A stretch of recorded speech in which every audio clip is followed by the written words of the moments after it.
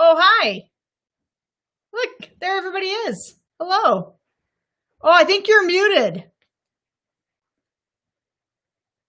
Can you this is the beginning of every single call. That's because Barry, who works for Sarah, muted me, so it's like, right. Oh, no, I think John is.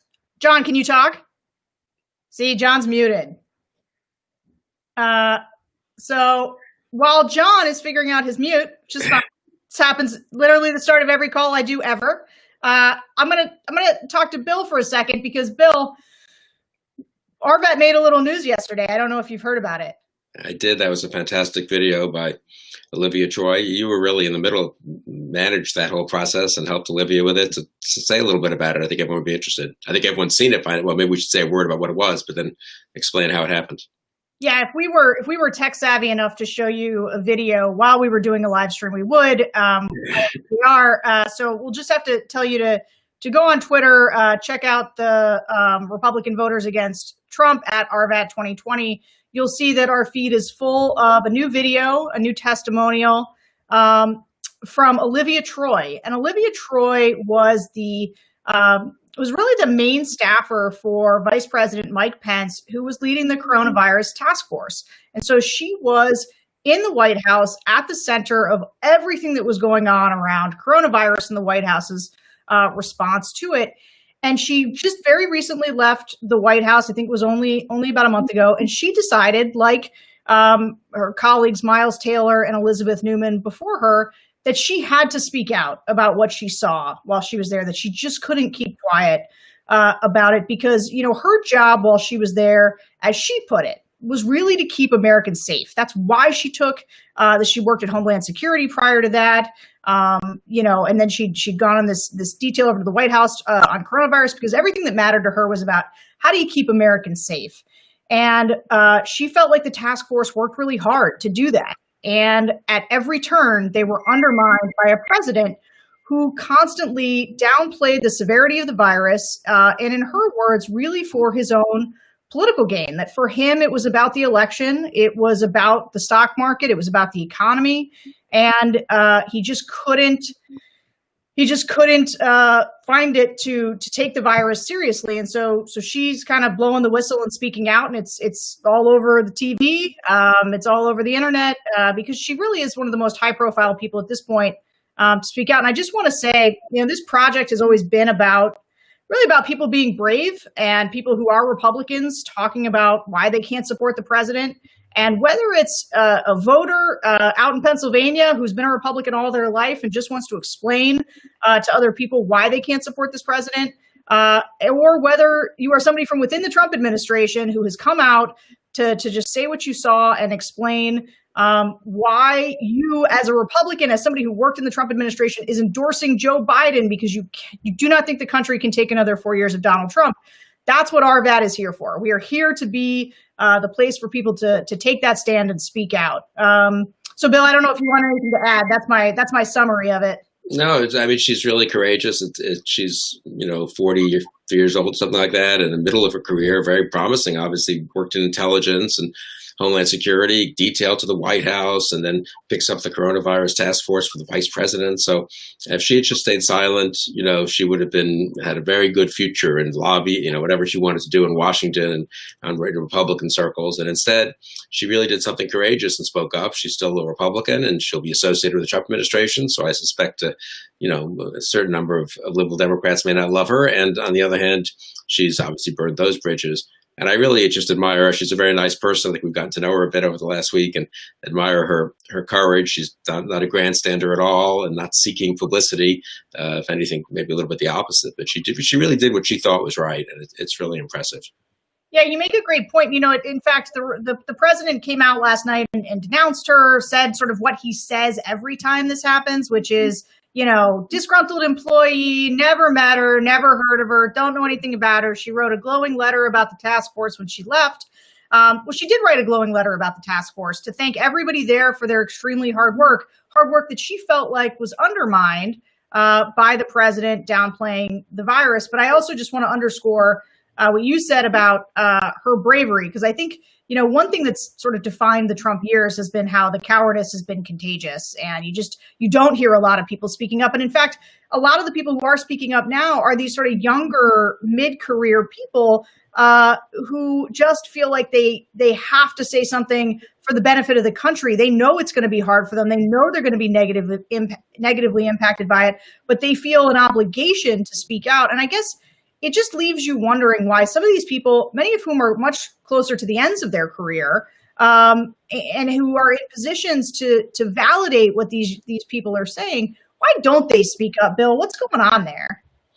I don't know. We should let John get in here and talk about the polling, but if he's unmuted finally. But I don't know. I mean, there's a lot of pull if you've been in an administration. You don't want to betray confidences. You work there. You're conflicted. You like some of the people, of course. You think you may have accomplished a few things, but I do think we know what John Kelly and Jim Mattis and Rex Tillerson and many others, Gary Cohn, think of Donald Trump. It's now been reported in many, many books and very reliable, I would say, secondhand kind of accounts and direct quotations that have not been contradicted. And it would seem like they kind of owe it to the country, to me at least, just to tell the country. They don't have to reveal private conversations in the Oval Office or sensitive things or whatever. They just need to say, look, I've seen this man up close.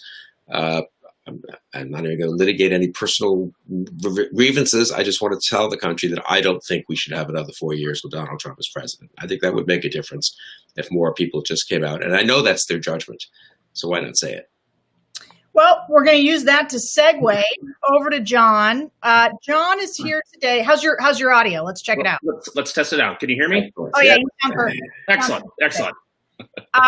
So, John, you are one of these people that we hear a lot about these days. You are a pollster.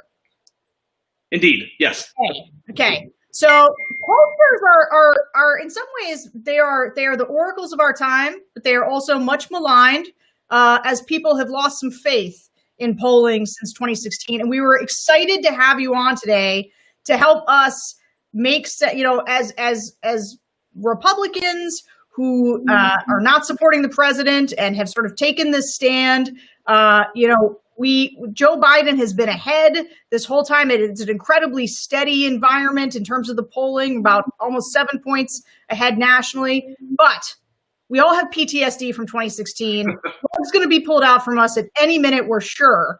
So can you tell us, just big picture, what's going on with polling these days? Or what's your spiel? I'm sure you've got kind of an opening spiel about polling today after everything that we've been through in 2016. Sure. Well, first, thanks for having me on today. I really appreciate it. And congratulations on all the success you all have had thus far. It's quite impressive. I would say first on 2016, the national polls were pretty accurate. What happened there is a breakdown in some of the state-by-state polls. So, those are really the numbers to dig in. I would say, right now, as you have just said, Joe Biden is in the pole position. I mean, he is running an offensive plan. He is expanding a map. I mean, the numbers that have come out this week from Arizona show that folks should be pretty excited if you're in the Biden camp right now. Whereas President Trump's campaign is certainly on the defensive. There's a couple of jump ball states with Florida, North Carolina right now. But if Arizona goes into the Biden column, that really puts him in a very strong position. And consistently, even though with all of the disruption that there has been in Wisconsin of late, Wisconsin seems to be in a pretty good spot for Vice President Biden as well. So, and a couple of things that I would say that some numbers I saw earlier this week. AARP released some studies of older voters, 65 and up, in Wisconsin and in Iowa, two states where President Trump should be doing pretty well with this cohort, you would think. In Wisconsin, he was up, I believe it was 56-39, and in Iowa, Biden is up 56-39 in Wisconsin. Biden is also up in Iowa 55-38. So there's an interesting group of folks who are sort of coalescing in support of Vice President Biden's campaign right now. It sounds like, John, that you follow the state polls. I mean, if you were to recommend to people here on our live stream, what should they be looking at? Where they should they put their faith when they see one number and Biden's only up 4 and there's another number he's up 12? What is all that?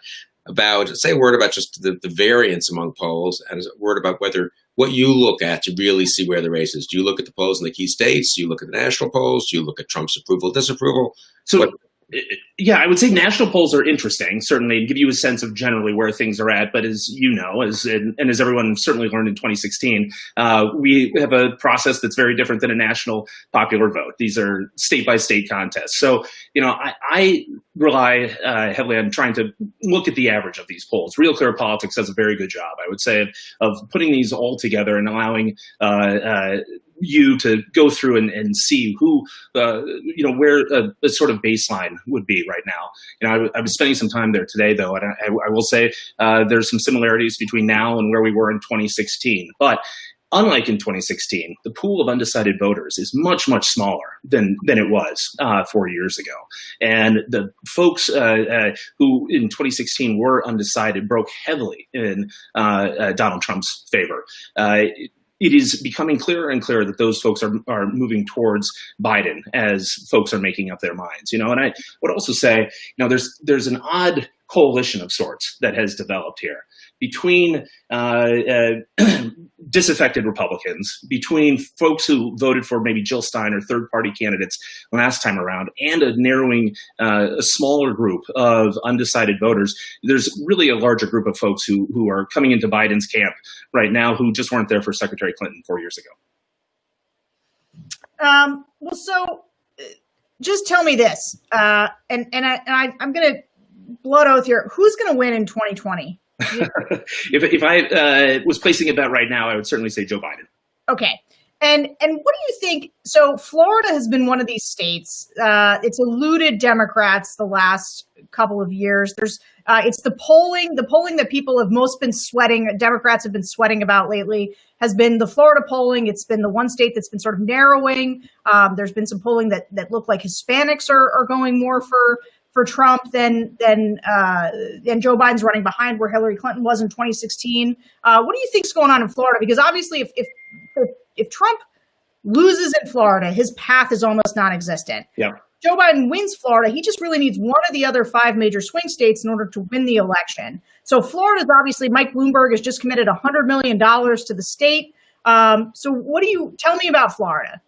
Well, Latino voters are traditionally are late deciding voters. And the state of Florida has a Latino community that is a bit unique with a much larger Cuban population, Venezuelan population, whereas in, Arizona, for instance, where you've got a lot of Mexican Americans, the things are a little bit more fluid. And I would say if these trends that we are seeing among older voters in Iowa and Wisconsin, if that holds true in Florida, and as folks are making up their mind, and as Mayor Bloomberg's $100 million is deployed, one should feel cautiously optimistic that Florida will move into Biden's column as well. Yeah, I guess the question is do you think Joe Biden can run a point or two better than Gillum did, right? Because I think Gillum only lost by a point in Florida. Yeah. And I think it's not unreasonable to think he would. So I want to ask you about another phenomenon that's sort of being talked about quite a bit in terms of why the polling. There's a lot of theories about why the polling could be wrong, right? And so one of them is this phenomenon of shy Trump voters. Yeah. There's people who are, I guess, ostensibly, I don't see a lot of shame in the game of the MAGA crowd, but ostensibly there are all these people who don't want to tell pollsters that they actually support Donald Trump, so they lie to them, or that they have never voted before and they're going to turn out. You're going to see this new surge of voters, which actually you did see in 2016. Yeah. What do you make of that theory? Well, first, I would say supporters of President Trump typically don't seem to be too shy about anything. They are quite public with waving flags, be it on boats, parades, what have you. We'll see if this is a phenomenon that is real. It seems to me that it is a lot of smoke, and Vice President Biden's campaign certainly has a lot of work to do to ensure that they get every vote that they need to get 50+1. That being said, it feels to me like this might be a little bit more of a narrative building in the media than what is actually happening. Some people I know, John, and you're, I think, most have been a Democratic pollster, so you'd be familiar with sort of the Democratic get out the vote efforts, which have not been bad in the past. Certainly were good with President Obama.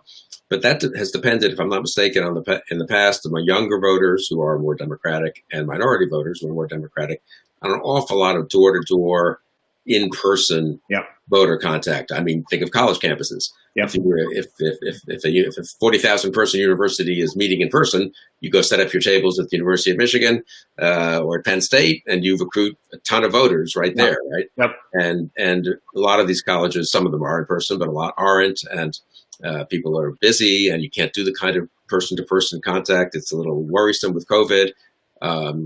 So how worried are you? Some Democrats I know are a little alarmed about this. Others say, no, there's so much enthusiasm, it sort of won't matter. But are you a little worried about It is a change, and change can be scary. That being said, I think that this has been a campaign. Biden's campaign has adapted to this moment extraordinarily well. Jen O'Malley Dillon, who's the manager, is one of the best organizers in Democratic politics, and I have every confidence that they're doing a terrific job of putting being in front of voters in different ways. It might not be on doors this time around, but it's certainly happening on phones, certainly happening over text message, email. I was talking to some folks in Ohio yesterday who were feeling very, very good about their prospects. So, and they've got a much smaller operation than what President Obama had. But looking at the news coming out of Ohio with President Trump moving resources and spending down, he's not robust with resources right now. So I think that the Democrats are working on a very smart plan to get every vote out that they need. And frankly, President Trump is a heck of a motivator. As you've seen probably the lines today in Virginia, it's just a massive turnout that he is in large part responsible for. That's amazing. So this is, I live in Northern Virginia, and a lot of those photos on Twitter and stuff are from Fairfax County, where I live. Now, that is a classic, well, swing county. It used to be, we had a Republican congresswoman until 2 years ago, but is a classic upper middle class suburban county that's swung wildly against President Trump, and there's a huge amount of enthusiasm to remove him, to defeat him. So it's not quite typical, I will grant. But I mean, Virginia's not traditionally been an early voting state. Virginia is a state that until 2 or 3 years ago, when the state legislature changed the law, you had to even have an excuse for an absentee ballot. So you could do it. I would vote early if I had to be in New York for election night to be absentee or something. But, you had to fill out a form, and it wasn't routine. Maybe I think 5, 6, 8% of Virginia vote was non-election day. And so now they changed the rules, and people understand with COVID and so forth, it's much safer to vote early. But those lines are, I know physically where those places are. And those lines, now maybe people are home more because of COVID too, so they're not at work, they can walk out from their Zoom, miss it, for an hour from their Zoom. But those lines are amazing. So it's really incredible. And, speaking of suburban voters, in good news for Joe Biden's campaign, there were a number of polls that have come out this week that are showing college-educated white voters are really moving in substantial ways to being supportive of the vice president's campaign. So, again, I would say there's a lot of time left on the clock. We saw what happened in 2016, but by all accounts, in this moment right now, folks should feel cautiously optimistic about Vice President Biden's chances. So another big difference between 2016 and 2020 was the presence of third-party candidates and relatively well-known third-party candidates, right? So Jill Stein and I'm blanking on his name from Gary Johnson. Thank you. How fast they forget, I know. Well, it's funny because I was, until I was like, boy, Donald Trump was crazy. I was sort of like, oh, Gary Johnson, that's how I'm going to navigate this. But Gary Johnson got like decisive margins in 2016, peeled off a lot of voters, especially in these swing Midwestern states. Joe Jorgensen is on there as a libertarian ticket, but just doesn't have nearly the same name ID. But so what are you seeing in terms of third parties this time and how they could impact things? I think that a lot of folks who have probably most akin to 2000 with Nader's participation. I think folks who participated with third-party candidates in 2016 are really seeing the impact that those choices made.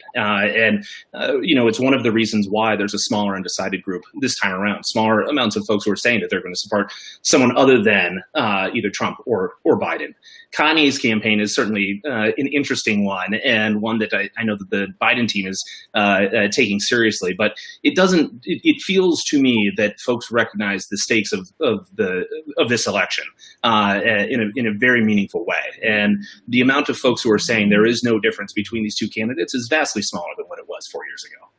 But do you run the numbers with the third party candidates in and with them without? And if you do, who do they seem to be hurting when they're in there? That's an interesting question, and it would depend state by state and within demographics right now. I will say, compared to races that we have polled in previously, when we give folks an option of either voting for Trump, Biden, or somebody else, or if we name a third party candidate, the amount of folks who are choosing an option that isn't Biden or Trump is just tremendously smaller. This is a contest that folks are really recognizing that it is Trump or it is Biden, and they need to cast their lot appropriately. Yeah, I think that's right. I mean, I think it was 5% of the vote went to third party or into other candidates in 2016. If it's 1.5% or 2%, which feels like it's where it's going, and that's kind of where it was, let's say in 2004, after the experience of 2000, that's makes a pretty big difference.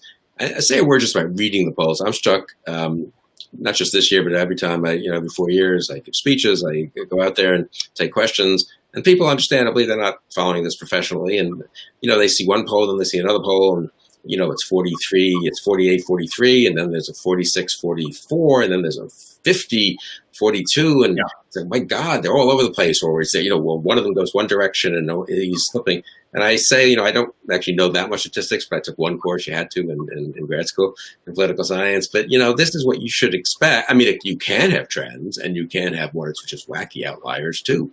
But mostly if the race is really, 47, 44, one poll is going to be 48, 43, and another poll is going to be 46, 46. That's what it means to have. It's a poll, right? Yeah.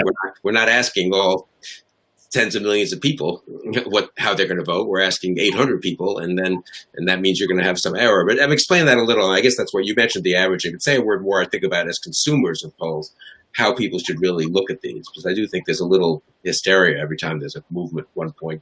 Sure. So, polling has gotten more difficult than it was a few years ago. And in some states, folks are still very receptive to a call on a landline. But in most places, we need to figure out how to communicate with folks, either landline, cell phone, or online. The goal that we have in trying to get every one of our surveys to have appropriate and accurate numbers is to have equal chances for the respondents demographically to be represented in this. So if we have, let's say, we wouldn't have a poll of 100 people, but let's just say if we have a poll of 100 people, if 87 of those 100 are 18 to 20 years old, obviously that is not reflective of how the poll, of what the electorate is going to be. So one of the things we spend a lot of time doing is thinking through what this electorate will look like, and then taking our numbers, the raw numbers, and ensuring that they are weighted appropriately to allow for each demographic to be represented as they will presumably be on election day. So, I would say living or dying on each poll that comes out is going to drive a person crazy.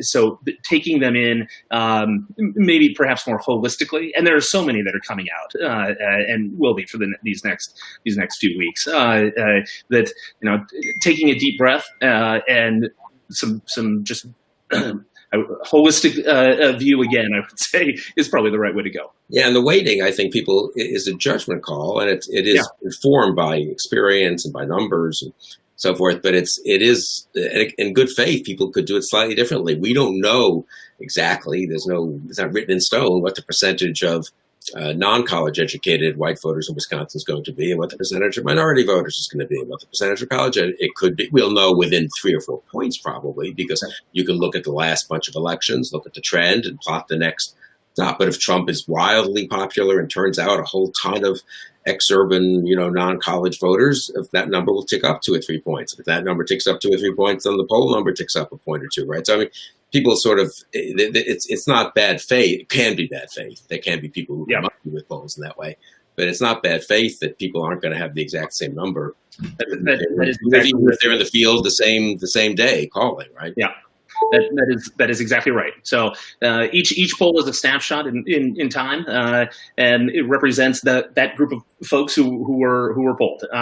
And hopefully, you could extrapolate using weighting, past experience, what have you, to get something that is accurate. I like to think that we're good at this, and hopefully, what we're seeing bears out here in 7 weeks. What one thing, if on Sunday, let's say before November 3rd, so November 1st, I guess, you could just look at one poll, one number. What would you want to look at? What would reassure you or scare you or think you? I have a lot of respect for the Marquette poll in Wisconsin, and just knowing where things are at right now, if that poll were to come out, I would have a lot of faith in those numbers. And you'd assume that as Wisconsin goes, probably so goes Michigan, Pennsylvania, and the nation. I think that is exactly right. It's funny, in 2016, so Ann Selzer in Des Moines does a poll famous for the Iowa caucus, but she does a general election poll too for the Des Moines Register. And I remember that poll comes out Saturday at 6 p.m. I think, typically, for the Sunday paper. Kind of old-fashioned, the idea of the Sunday paper, but anyway, that's when they release it online. And I remember I was anti-Trump, of course, but I got a call. At that point, I was still on speaking terms with some Republicans, elected officials. So I got a call actually from a Republican senator who saw it right away. And I think she had Trump up 7 in Iowa or something like that. I think he won the state by maybe even 8 or 9. I can't remember. And that was a good move. 9 points, yeah. It had been closer. I mean, it had been like a point or two. And Iowa was a famously close state in 2004. It was 5,000 votes between Kerry and Bush. And this ex-friend of mine said, look, he's been around politics. Said, if Iowa is +7 Trump, Hillary Clinton is not winning Michigan and Wisconsin and Pennsylvania by the 5, 7, 8 points that everyone thinks. Iowa is not that far. You know what I mean? Right. That's the state are not that different, and that means we're in for a very close election. And I was sort of, well, maybe, but I don't know. There's so many polls showing Hillary ahead, and he was absolutely right. Yep. Well, set an alarm for this Saturday. They've just announced that they've got a Seltzer's poll is coming out this Saturday. So we got another one in the works. That's good. Yeah. Sarah, last comment here for John, and then we'll let him go and get back to weighing all those voting samples and stuff. Sarah's frozen here, maybe on the screen or something. Anyway, well, we can. Any other state? What would you pick as a kind of state that might go differently from what everyone expects? I am bearish on Ohio right now for Vice President Biden's chances. It's a state that wasn't looking like it was likely to be in the Biden column, but in the last couple of weeks here, it does seem as though things have started to move a bit.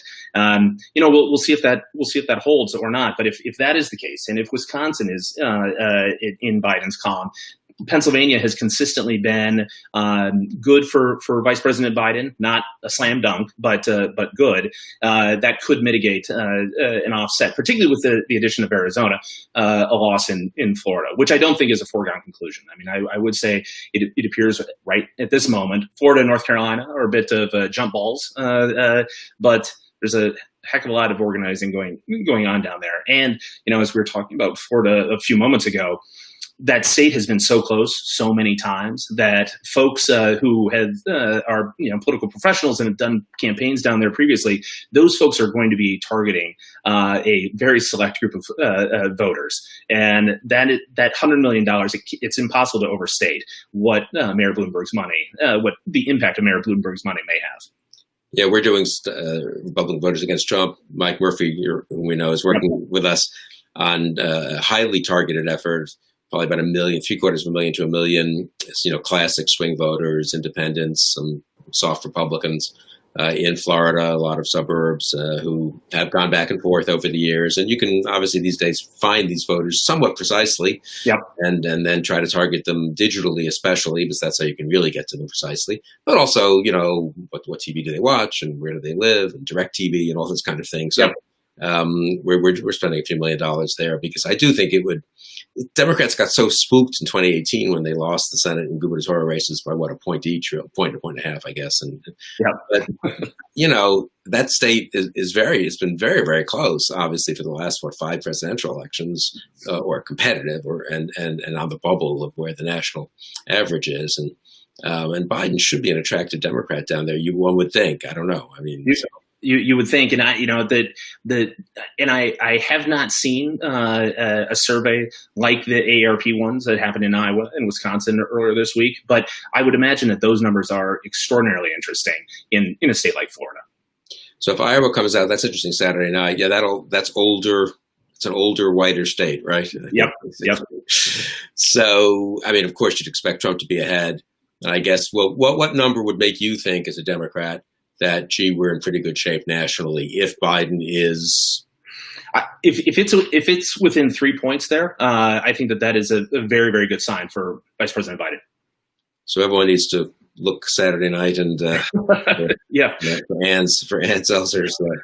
A lot of refreshing of Twitter going on, I'm quite sure. I mean, it is kind of crazy, right? You get all this instant information. And one last question, since I think Sarah's disappeared. Anyway, we can keep you on here. Last question for John. That's good. Chosen to rejoin us. What in the 6 weeks, leaving aside polling, in the 6 weeks going, you've been through 1 million campaigns. In the 6 weeks going forward, what actual events could really? I mean, it's been a very stable race for all the drama around us. Yeah. What events would you think could really shake it up? Well, I say this with a bit of reluctance, because it's unclear who knows what an October surprise would look like. But the stakes of these debates are going to be quite high, and by all accounts, Biden is taking these things very, very seriously and is doing what smart candidates do, which is prepare for them. It doesn't seem that the president is putting as much emphasis on preparation as Vice President Biden, but he's a wild card. I mean. Who the heck knows what's going to happen here? So I would say that those are the main things that I will be looking for. But, things have been so volatile in the country in the last 4 years here. Who knows? And when we pass whatever next horrible milestone for COVID, will that have some sort of resonance, particularly in states that might be on the bubble? Time will tell. Yeah. Wait, just before we let you go, last question. Are we going to know who won on election night? Oh, that is the $1 million question. I would say that there's a very good chance that we may not. Yeah. But can I just talk this through with me just a little bit? If Florida, we'll know Florida, right? I mean, Florida counts early. Well, unless it's extremely close, because, then there still would be some vote that will trickle in that would have been, wouldn't have been counted on election day, right? Yeah. Right. I mean, what happens, just to be clear on this, is, everyone says mail-in votes, therefore we won't know for a week. A lot of states, some states count the mail-in votes on election day and release those results as part of the election day vote. So that's why Florida always comes in huge and fast, because half the votes have been counted. Yeah. They're released at 8 p.m. And so, I think and North Carolina, I think, is also an early counter. So, but if it's too close to call, then we're in a kind of a nightmare situation, right? Yeah, it will be a nightmare situation, but it'll be a hell of a night for history. So, right side. That's looking at the cheerful side. Yeah. What world we're living in. Well, thank you so much. For great. I appreciate you having me. It was so fun, and thanks for being a good sport. All right. Have a great day. Thanks. Thanks, everybody, for joining us. It was great to see you here at RVAT Live. Join us next week.